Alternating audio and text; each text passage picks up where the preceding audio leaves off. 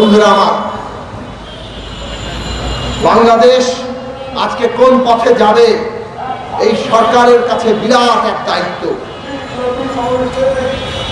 বাংলাদেশে যাতে আর কোন ফ্যাসিস্ট শাসন কায়েম হতে না পারে, ফ্যাসিস্টের পলায়নের সাথে সাথে ফ্যাসিস্ট ব্যবস্থাকে যাতে আমরা বিদায় জানাতে পারি, তার জন্য মানুষ রক্ত দিয়েছে।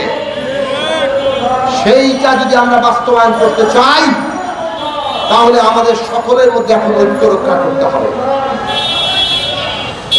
আমরা একটা ঐতিহাসিক মুহূর্ত পার করছি।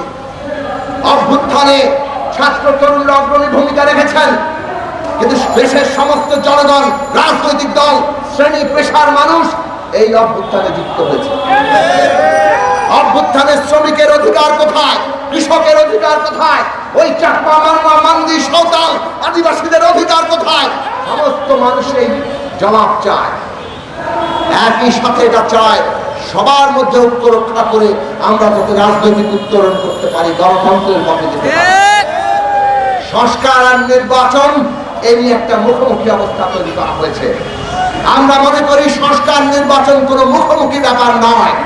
নির্বাচনের জন্য সংস্কার দরকার, আবার সংস্কার শেষ করার জন্য নির্বাচন দরকার। কাজেই সংস্কারের পক্ষ নিয়ে কেউ যদি নির্বাচনকে বিলম্বিত করার কথা বলেন, সেটাও মানুষ নেবে না। আবার নির্বাচনের কথা বলে সংস্কার যদি আড়াল হয়ে যায়, সেটাও মানুষ গ্রহণ করবে না। আমরা সংস্কার চাই, আমরা নির্বাচন চাই, এবং সেই কাজ করতে গেলে আমাদের জাতীয় ঐক্যমত্য, ন্যূনতম জাতীয় ঐক্যমত্যের উপর দাঁড়াতে হবে। মনে রাখবেন, ন্যূনতম জাতীয় ঐক্যমত্য না থাকলে অভ্যুত্থান বিপর্যয়ের মুখে পড়তে পারে। তাতে আমাদের সবাই ক্ষতিগ্রস্ত হব, আমরা সবাই ক্ষতিগ্রস্ত হব। কাজেই রাজনৈতিক প্রতিযোগিতা, প্রতিদ্বন্দ্বিতা থাকবে, গণতন্ত্রে সেটাই স্বাভাবিক। কিন্তু আমরা একটা ঐতিহাসিক মুহূর্তে আছি, যে ঐতিহাসিক মুহূর্তে আমাদেরকে ন্যূনতম জাতীয় ঐক্যমত্য রক্ষা করতে হবে। এই জাতীয় ঐক্যমত্য কিসের জন্য? আগামী দিনের ক্ষমতা ব্যবস্থা কোন নিয়মে চলবে, আগামী দিনের রাজনীতি কোন নিয়মে চলবে, সেই নতুন নিয়ম, নতুন রাজনৈতিক বন্দোবস্ত তৈরির জন্য। আর সেটা করতে গেলে সকলের ঐক্যমত্যের ভিত্তিতে আমাদেরকে এগিয়ে যেতে হবে। কাজে একদিকে ঐক্যমত্য, অন্যদিকে গণতন্ত্রের ব্যবস্থার মধ্যে যে প্রতিযোগিতা, প্রতিদ্বন্দ্বিতা, এই দুই একসাথে কিভাবে আমরা মিলিয়ে চলবো, সবাই যেন সতর্ক থাকি, সবাই যেন সেই বিষয়টি খেয়াল রাখি।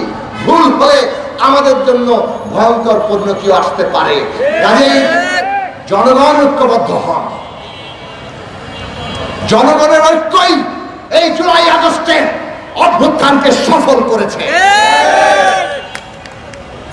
জনগণের ঐক্যই আমাদেরকে আবার নতুন একটা গণতান্ত্রিক পথে নিয়ে যাবে, নতুন যাত্রায় নিয়ে যাবে। গণসংহতি আন্দোলন জনগণের ঐক্যের জন্য কাজ করে। গণসংহতি আন্দোলন জনগণের নিজস্ব রাজনৈতিক শক্তি গড়ে তুলতে চায়, যাতে রাষ্ট্রের নীতিতে, রাষ্ট্রের সমস্ত পদক্ষেপে জনগণের স্বার্থ প্রতিফলিত হয়। সেই জন্য আমরা লড়াই করছি।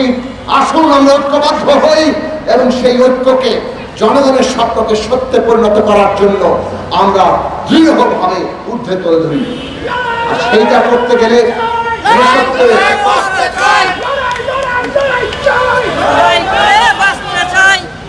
সেটা করতে হলে ৬৯-এর গণ অভ্যুত্থানের ধারাবাহিকতায়, সেই ৭১ সালের মানুষের স্বপ্নে ধারাবাহিকতায়, ৯০-এর মধ্য দিয়ে যে আকাঙ্ক্ষা তৈরি হয়েছে গণতান্ত্রিক বাংলাদেশের, সেই ধারাবাহিকতায় আজকে জুলাই আগস্টের গণ অভ্যুত্থানকে ঊর্ধ্বে তুলে ধরে আমাদেরকে নতুন গণতান্ত্রিক বাংলাদেশ, নতুন রাজনৈতিক বন্দোবস্ত তৈরির জন্য সংগ্রাম করতে হবে।